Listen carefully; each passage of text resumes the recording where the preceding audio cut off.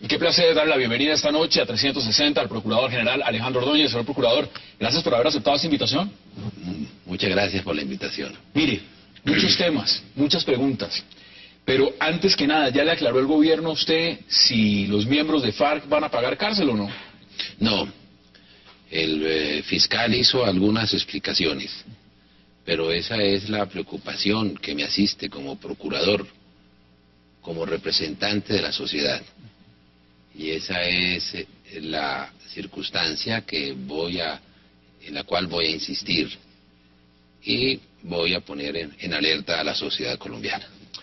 ¿Es usted un enemigo de la paz? No, soy amigo de la paz. No hay colombiano que pueda ser enemigo de la paz. No hay colombiano que se le pueda catalogar como enemigo de la paz. Todos los colombianos tenemos la obligación, tenemos el deber de procurar la paz. Pero la paz no puede ser a cualquier precio.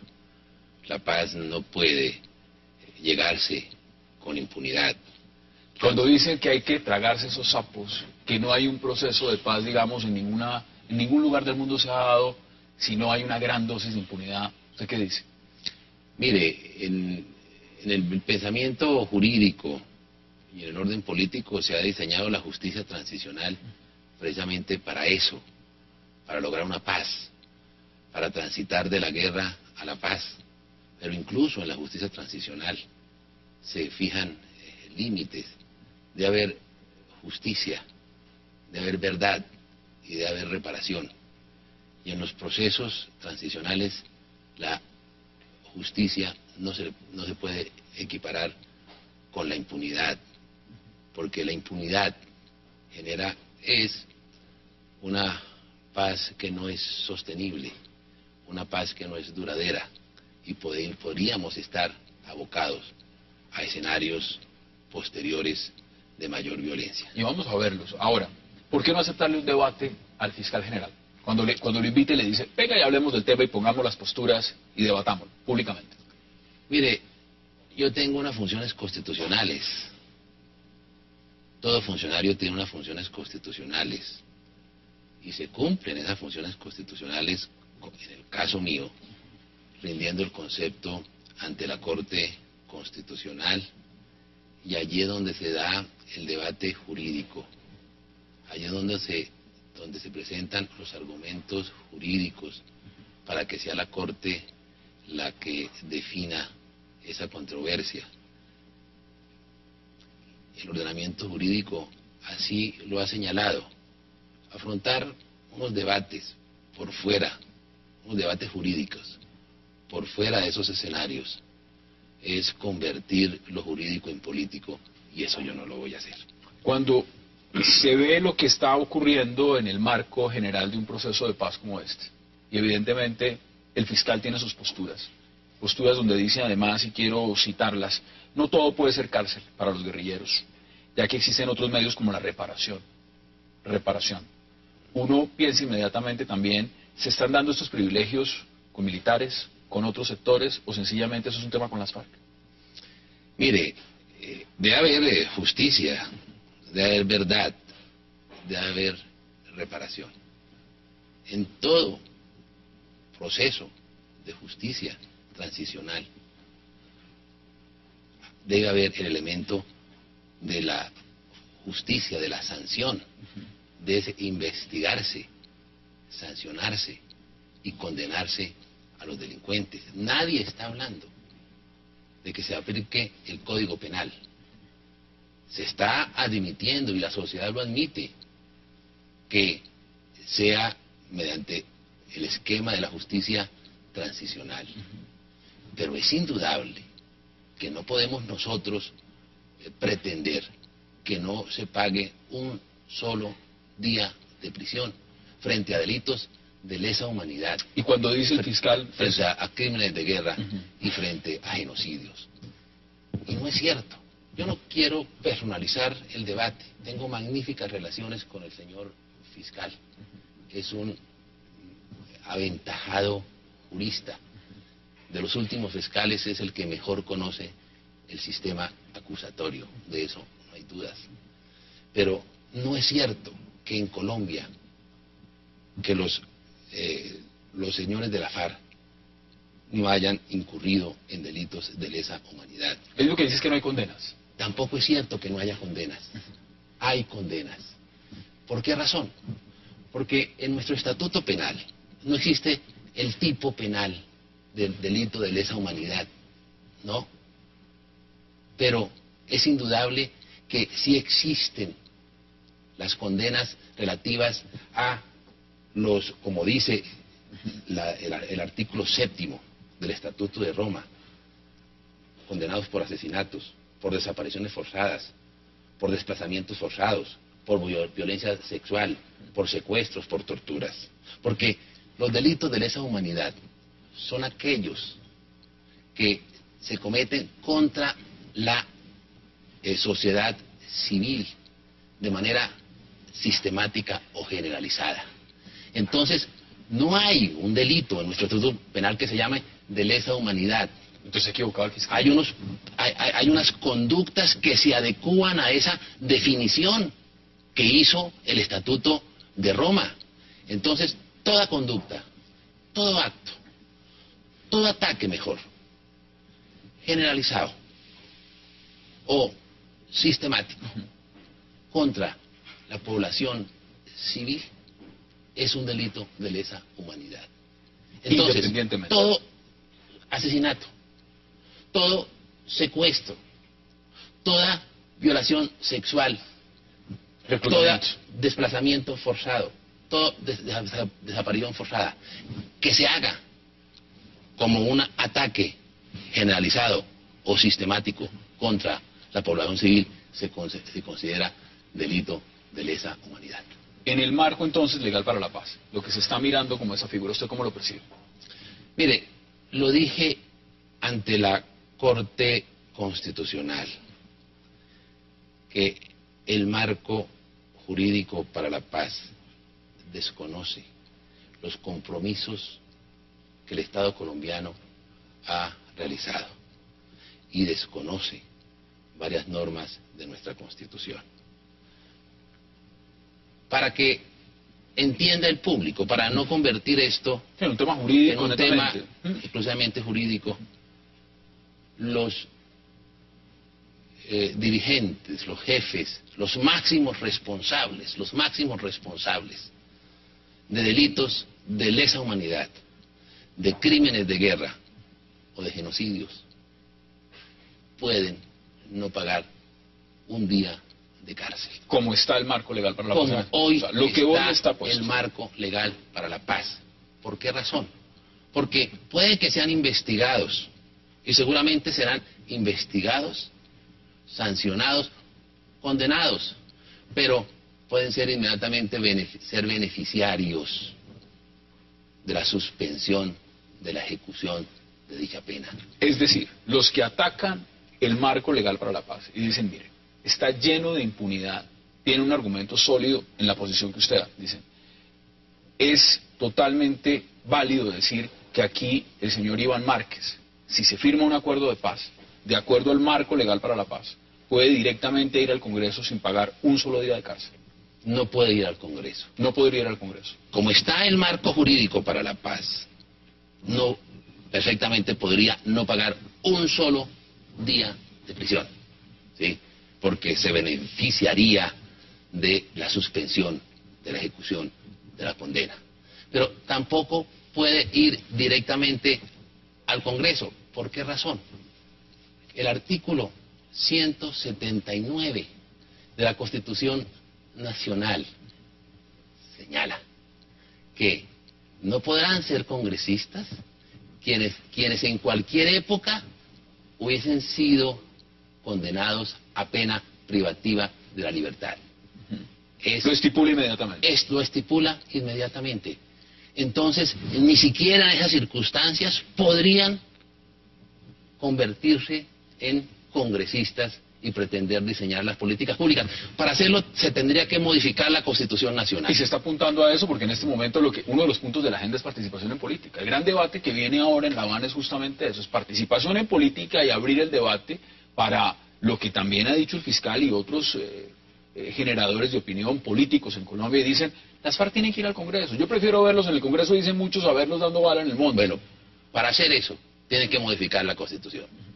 Tienen que modificar el artículo 179 de la Constitución, que dice claramente que quienes hayan sufrido condenas privativas, penas privativas de la libertad, no podrán acceder a el Congreso, no podrán ser congresistas. Igualmente, el artículo 122 establece que quienes hayan incurrido en delitos de lesa humanidad tampoco podrán acceder a cargos públicos. Entonces, esas dos normas impiden que en la actualidad puedan acceder a los cargos de representación popular en el Congreso de la República. Voy a retomar una frase que vio usted en un medio de comunicación y dice lo siguiente: los crímenes de lesa humanidad que se hayan cometido en Colombia después del año 2002, así como los crímenes de guerra que hayan sido perpetrados después del 5 de noviembre del 2009, son competencia de la Corte Penal Internacional. La Corte Penal Internacional en este momento está aquí en Colombia. ¿Ha tenido contacto con ellos? ¿Se ha reunido con ellos?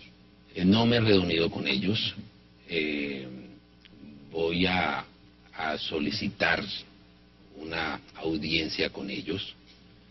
Si es necesario, acudiré a la sede de la Corte Penal Internacional, así como al sistema interamericano de derechos humanos.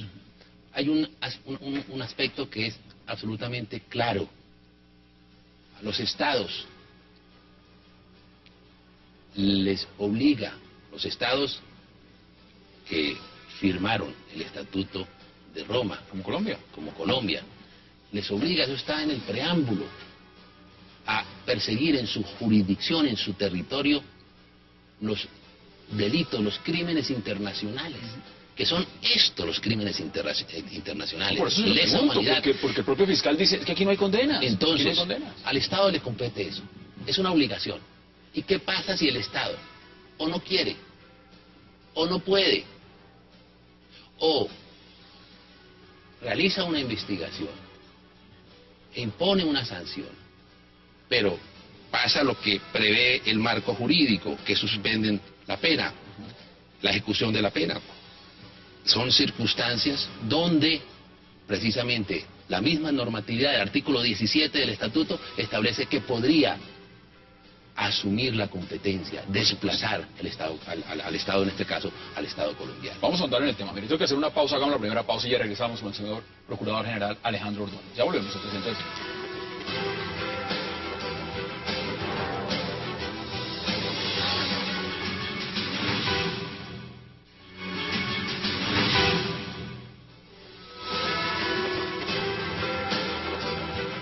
Regresamos a 360 grados con el señor Procurador General Alejandro Ordóñez. Mire, hay varios temas, porque no solamente es la paz lo que se está negociando, también fue la marcha. Cuénteme cómo vio la marcha. Mire, la marcha, a mí me pareció que independientemente del volumen, si fue muy concurrida o menos concurrida en comparación con otras marchas, allí los colombianos, muchos colombianos salieron porque quieren la paz, y porque desean la paz, y porque están hastiados de la violencia, y porque quieren protestar, dijéramos, positivamente. Y en ello, en ese propósito, pues estamos todos los colombianos. Pero una cosa es la paz, y otra cosa es el proceso de paz. El proceso se legitima o se deslegitima en la medida que se respete unos mínimos, que se respeten unos derechos, y que se respete, si se quiere, la verdad, la justicia y la reparación. Mire, yo tal vez me parece muy oportuno traer a colación entre mis archivos, y encontré una declaración de la comisionada, del Alto Comisionado de Naciones Unidas para los Derechos Humanos, la oficina de Colombia, cuando se aprobó la ley 975 del 2005, que fue el proceso de los paramilitares, la ley de justicia y paz. Dijo en su momento el alto comisionado: las normas dictadas en procura de que se reincorporen a la vida civil los miembros de grupos paramilitares o de grupos guerrilleros deberán establecer un tiempo efectivo de privación de la libertad que resulte proporcionado a la gravedad de los delitos cometidos. Proporcionado. Y al lugar jerárquico que su perpetrador ocupaba dentro de la respectiva organización. Y el 6 de noviembre del 2009 señala algo que es mucho más revelador, o que sirve de argumento en esta discusión. Cuestionamos que una condena de 8 años, porque la pena alternativa, si hay una pena que, de acuerdo al derecho penal ordinario, al código, al código penal, 60 años, la pena alternativa pues es mucho menos. En el caso de los paramilitares fueron 8 años, ¿sí? Dice la comisionada: cuestionamos que una condena de 8 años sea idónea cuando se trata de crímenes de guerra y de lesa humanidad. No puede ser de ese tamaño. Siendo que el Estatuto de Roma de la Corte Penal establece una pena mínima de 30 años para este tipo de delitos. No estamos hablando de 30 años. Se debe hablar, para que haya justicia, de unas penas alternativas, pero claro, pero que sean razonables. Y no imponer penas, o hacer la caricatura que se pretende hacer. El señor Iván Márquez ha salido diciendo que ellos no van a pagar un día de cárcel. Por eso se lo pregunto, lo ha dicho públicamente: nosotros no vamos a pagar un día de cárcel. Lo mismo decía Mancuso. Yo oí a Mancuso decir que no pagarían un solo día de cárcel. Bueno, ya está extraditado en Estados Unidos. Mire, otro punto: narcotráfico. ¿Tendrá conexidad con delito político? Artículo 35 de la Constitución. Ahora, eso es lo que muchos, lo que algunos pretenderían, convertir en conexos toda esta clase de delitos. ¿Será conexo la desaparición forzada? ¿Será conexo la toma de rehenes? ¿El ataque contra la población civil? ¿La muerte en combate después de haber depuesto las armas? ¿Las mutilaciones? ¿Será combate el reclutamiento? ¿Será conexo el reclutamiento de menores de 15 años, de 18 años? ¿Será conexo el uso de minas antipersonales? ¿El homicidio en persona protegida? ¿Los ataques indiscriminados contra la población? ¿La tortura? ¿El asesinato? ¿El desplazamiento forzado? ¿El secuestro? ¿Será? ¿Quieren apuntarle a eso? Quieren apuntar. Y la sociedad no va a admitir eso. Yo lo hago y lo digo, en mi condición de procurador, en ejercicio de mis roles constitucionales. Yo debo advertir a la sociedad, porque soy el representante de la sociedad. Algunos desafortunadamente pretenden decir, para deslegitimar lo que el procurador está diciendo en estos momentos, que es que el procurador es enemigo de la paz. Guerrerista, dicen a cualquiera que se está oponiendo, digamos también. Cualquiera que se está oponiendo. No, es un tema exclusivamente jurídico, y que fundado no solamente en nuestra Constitución, sino en los tratados internacionales. Colombia, por razones políticas, no puede incumplir los compromisos internacionales. Mire, vamos a otro tema, porque aquí también el alcalde Gustavo Petro ha dicho que usted ha abandonado la lucha contra la corrupción. Es decir, que ya ese tema se ha dejado de lado y que la Procuraduría se ha encargado, por ejemplo, de tumbarle sus alfiles. Hablemos de Guillermo Asprilla. ¿Qué dice usted al respecto de esas declaraciones?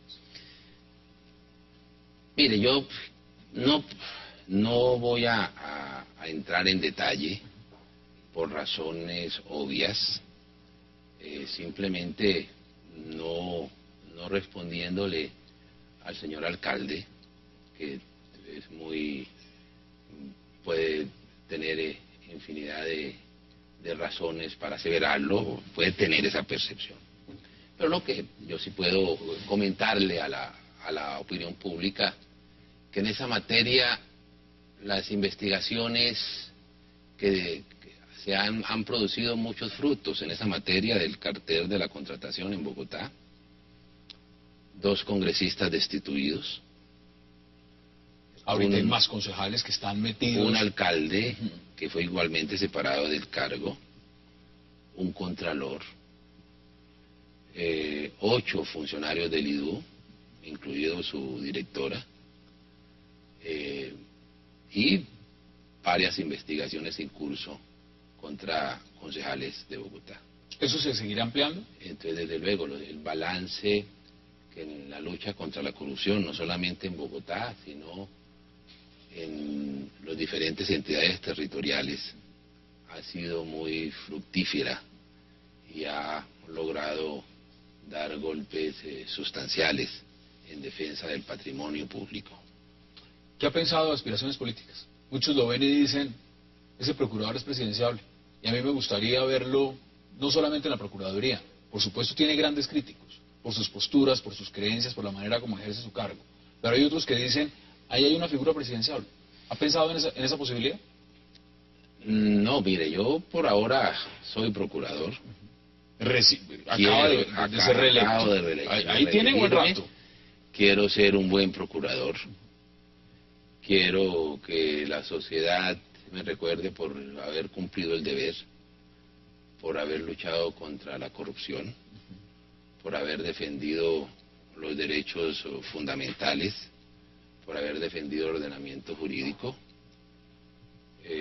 por haber realizado con competencia en la función preventiva, por haber defendido las garantías procesales. Yo quiero ser un buen procurador y quiero seguir siendo un buen procurador. Cuando dicen que usted, los conservadores y los cristianos han hecho un bloque de fuerza de contención contra el matrimonio homosexual, ¿usted qué responde? Eso no es cierto. Lo que pasa, ustedes, el país conoce de sobra cuál es la posición jurídica del procurador sobre estos temas. Lo que la Procuraduría ha sostenido públicamente y en privado y en ejercicio de sus funciones o sus competencias, cuando se le ha interrogado sobre el actual proceso de aprobación de una ley que se ha conocido como la ley igualitaria, debo decir lo siguiente.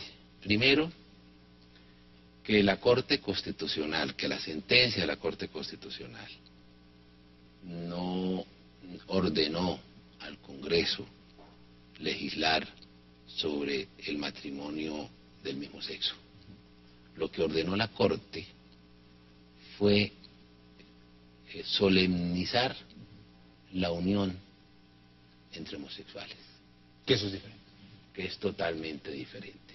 Más aún, en la misma sentencia se habla que no puede haber una analogía, porque hay supuestos diferentes. El matrimonio es el matrimonio entre hombre y mujer. Y se declaró exequible el artículo 113 del Código Civil. Y encontró la Corte, y dice la Corte, que hay un déficit de derechos en estas uniones homosexuales. Y le solicita al Congreso que legisle para solemnizar esas uniones. Pero nunca habla de matrimonio, porque no puede hablar de matrimonio porque el matrimonio es el celebrado entre un hombre y una mujer. Está en el artículo 113 de la Constitución. Es el debate. Y no se puede poner a decirle a una sentencia lo que ella no dice. La Corte Constitucional no ha ordenado que se legisle sobre el matrimonio de las parejas del mismo sexo.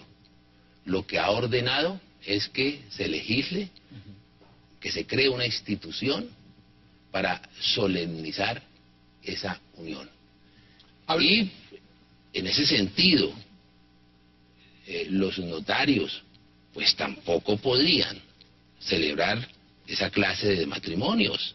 Lo que podrían hacer los notarios, en el caso de que no se apruebe la ley, es precisamente darle solemnidad a ese contrato, esa unión entre parejas del mismo sexo. Eso es lo que dice la sentencia de la Corte Constitucional en este momento. Para que concluyamos, ¿habla usted con el expresidente Álvaro Uribe?